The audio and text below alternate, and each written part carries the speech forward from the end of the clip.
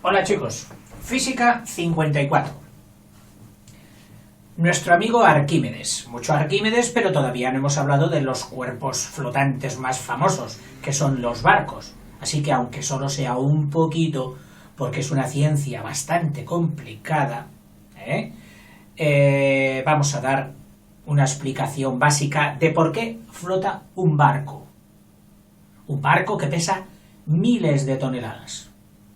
Bueno, pues lo primero que tiene que lograr un constructor de barcos es que la masa total, es decir, el peso total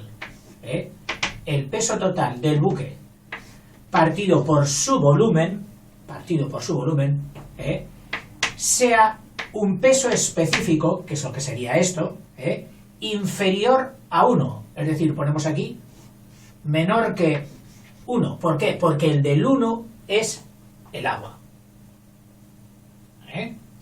Oiga, ¿y cómo puede ser un peso tan enorme? Pues chico, haciéndole un volumen más enorme. Puede tener planchas de acero a los lados, pero si en el interior del buque hay aire, si el interior de las habitaciones es todo aire, si los pasillos son todo aire, todo eso es volumen. Y todo eso cuenta a la hora de calcular el peso específico del buque. O sea, lo que lograremos al ponerle un gran volumen, es que al meterse en el mar desplace tanto agua, como peso tiene él.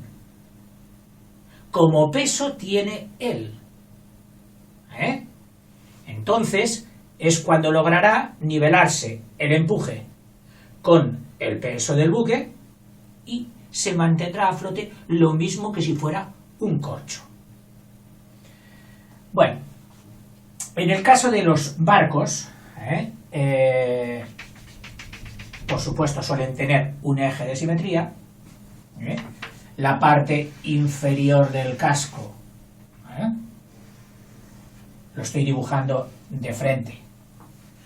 Lo que hace un buen constructor de barcos es hacer que el centro de gravedad del buque, es decir, de toda la masa del buque, con todos los pisos, con todas las plantaciones, todos los garajes, toda la carga que lleva, etcétera, etcétera, el centro de gravedad, que va a detener, no esté por aquí en el centro, no. Su intención es que esté lo más abajo posible.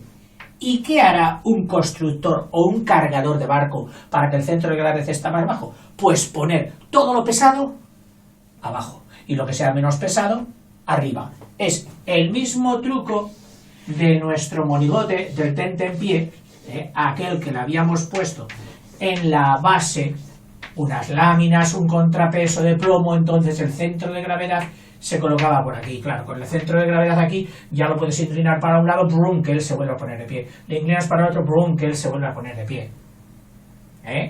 O sea que lo mismo es lo que persiguen en los barcos. Bien, para ello, a veces, no solo se fían de la carga que van a echar, no, porque habrá veces en que el barco vaya de vacío.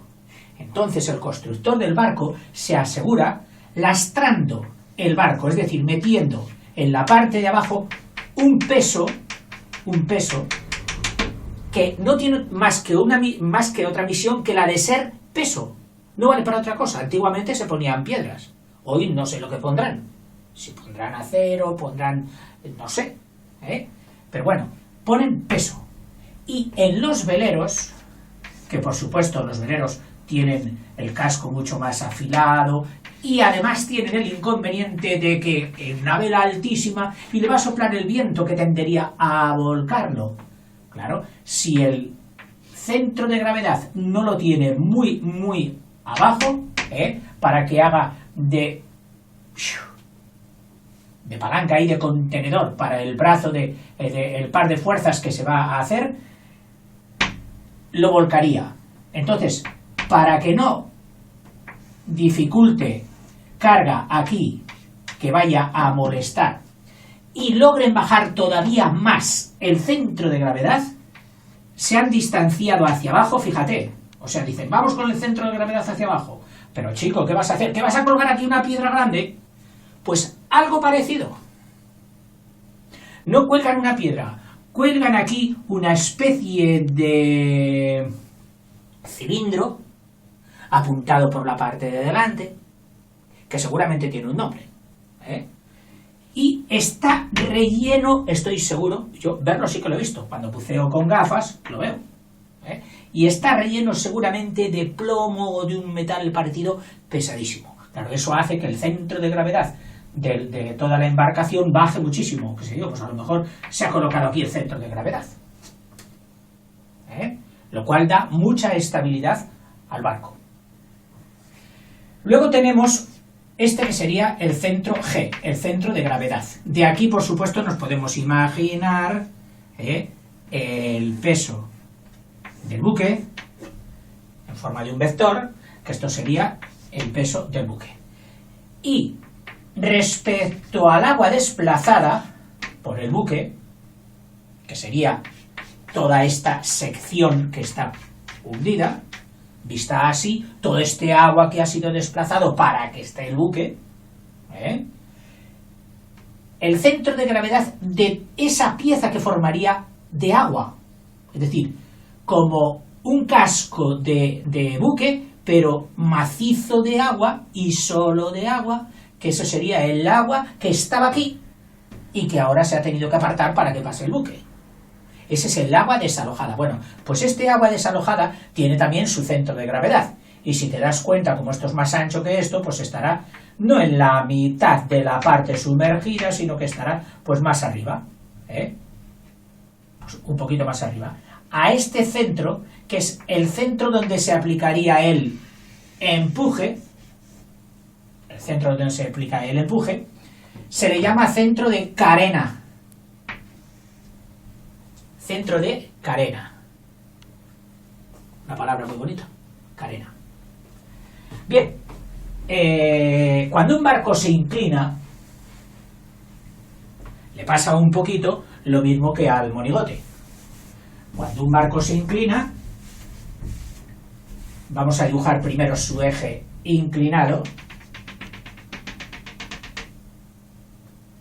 Vamos a dibujar aquí un casco de buque acordándonos de lo que era la simetría,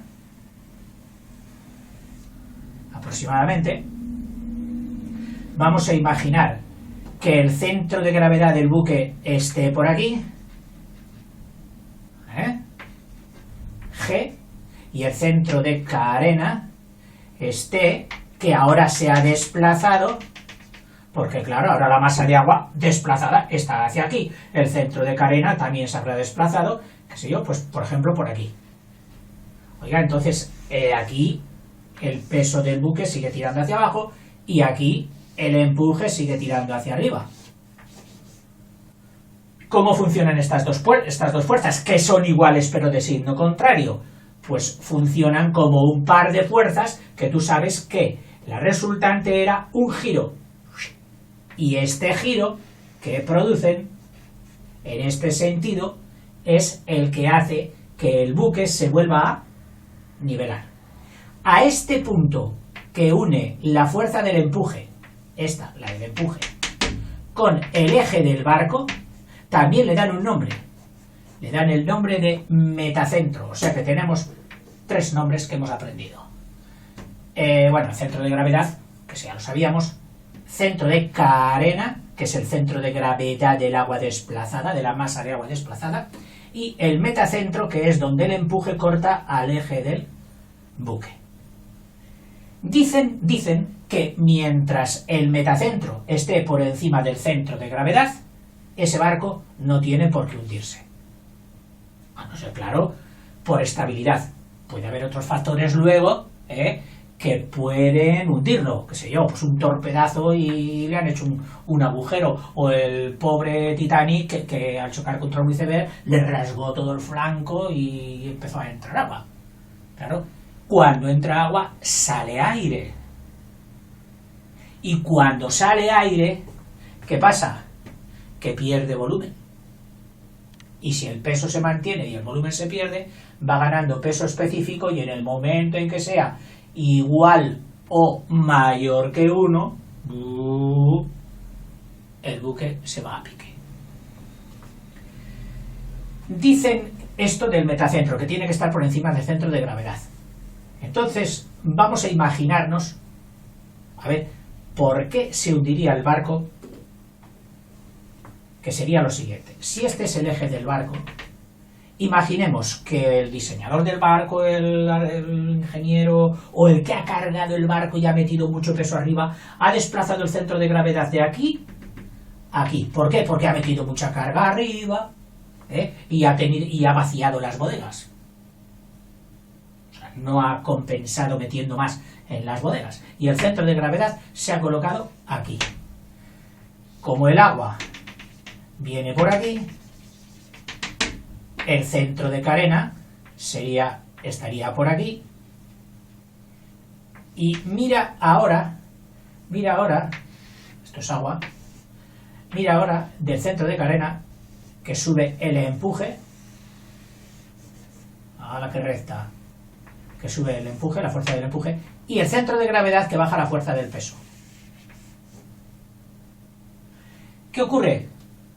Pues mira cómo juegan estas dos fuerzas. Mira, las unes por este segmento y forman un par de fuerzas, pero ahora el giro va a ser así. ¿Lo ves? Esta fuerza tira para abajo, esta para arriba, giran así, ¿y qué pasará? Pues que el buque seguirá ladeándose y llegará a ponerse de forma que el agua entre por encima de las cubiertas y entre en el barco por zonas que no tiene hermetizadas. Porque claro, si un barco se hundiera y tuviera las fuerzas, las puertas, las ventanas y todas las paredes tan herméticas y tan aisladas respecto al agua que no pudiera entrar, se quedaría flotando pero tumbado. Pero claro, no lo tienen nunca tan preparado y el agua va entrando por muchos sitios, invade las bodegas, invade el interior del barco y se hunde. Razón tenían, si este es el centro de carena, razón tenían que el metacentro, que es donde el empuje corta al eje del barco, se ha quedado por debajo del centro de gravedad.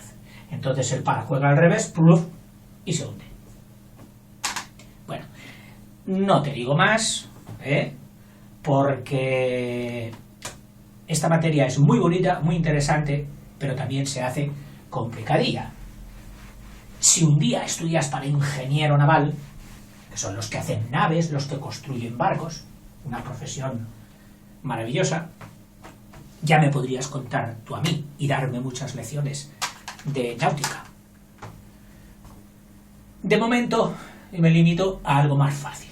Un taco de madera flotando en el agua, que eso es bastante más fácil. Me imagino un taco de madera de una forma así, que tenga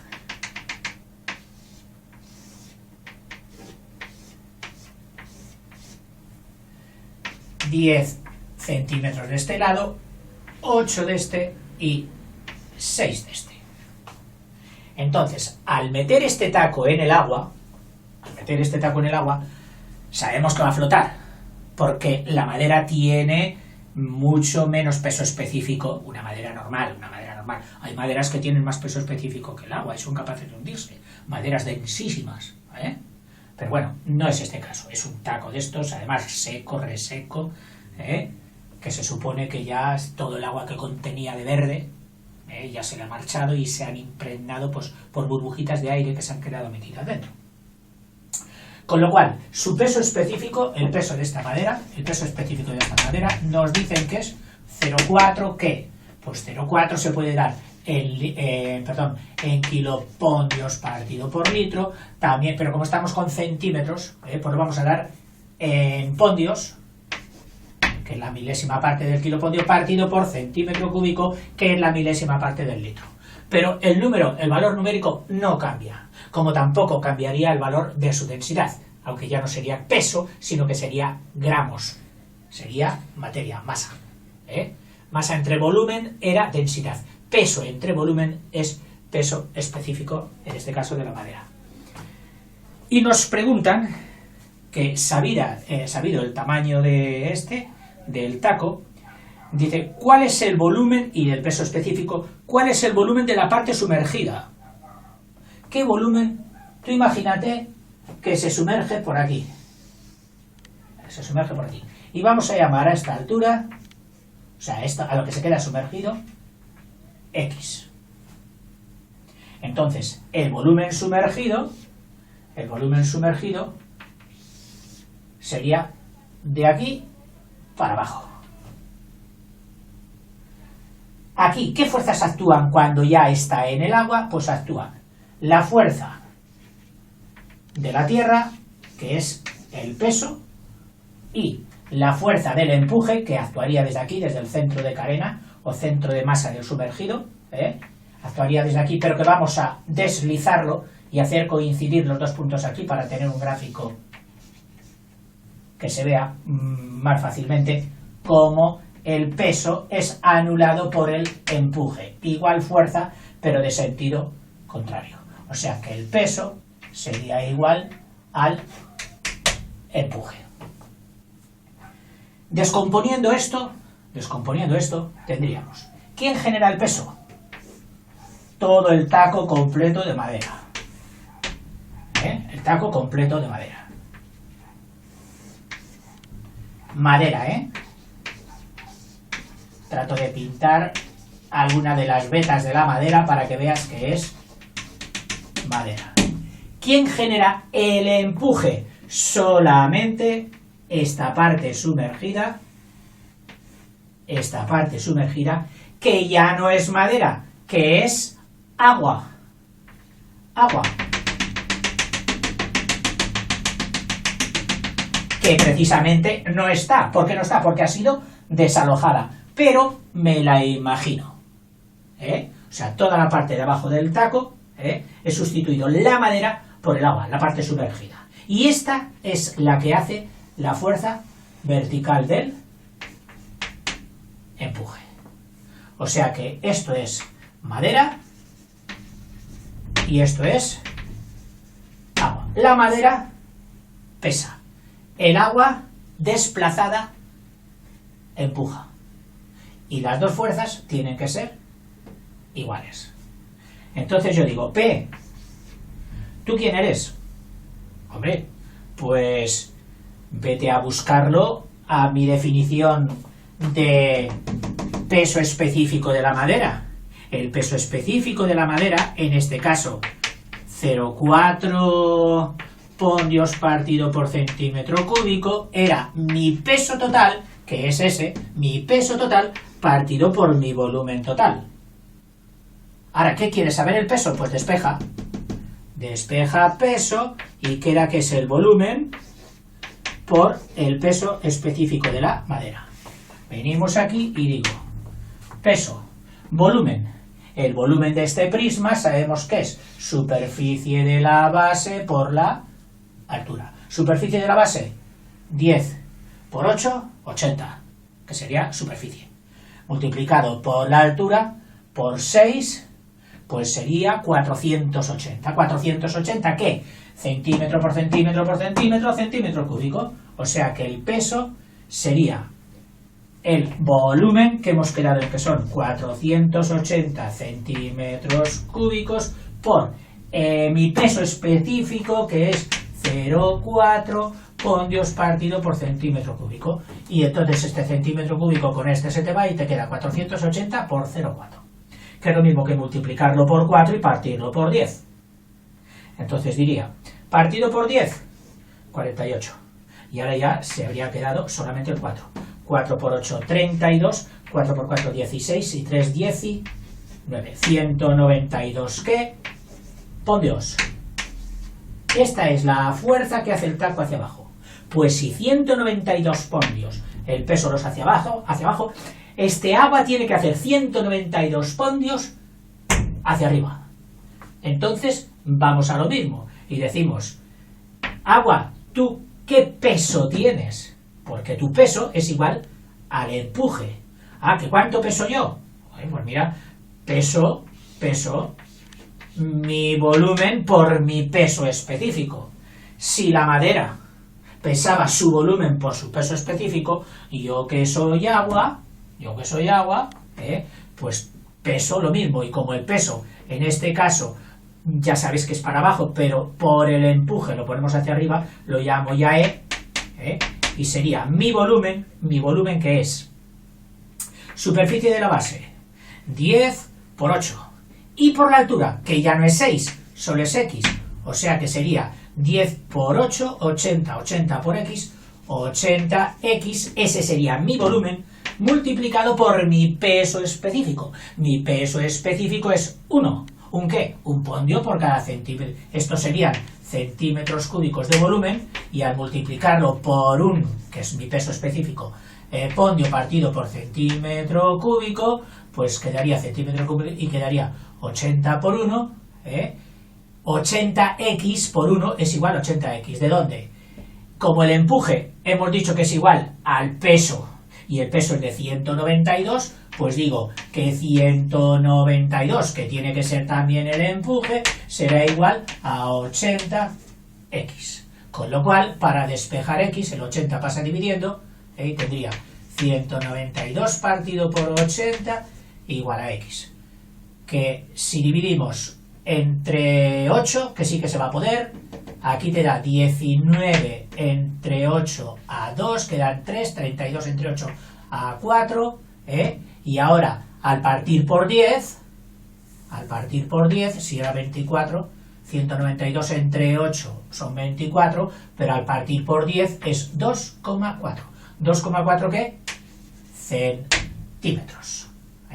2,4 centímetros, porque aquí estos 80 son centímetros cuadrados, ya que es la superficie de la base. Entonces, cuando la superficie de la base se ha puesto a dividir, se ha quedado dividido centímetros cúbicos de arriba, de los pondios partido por centímetro cúbico dividido entre centímetro cuadrado, y eso ha dado como resultante una longitud, centímetros, 2,4 centímetros. O sea que esto es x 2,4 centímetros.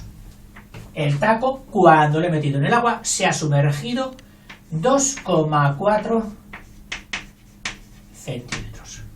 Oiga, ¿y cuál es el volumen sumergido? Que esto lo pregunta también.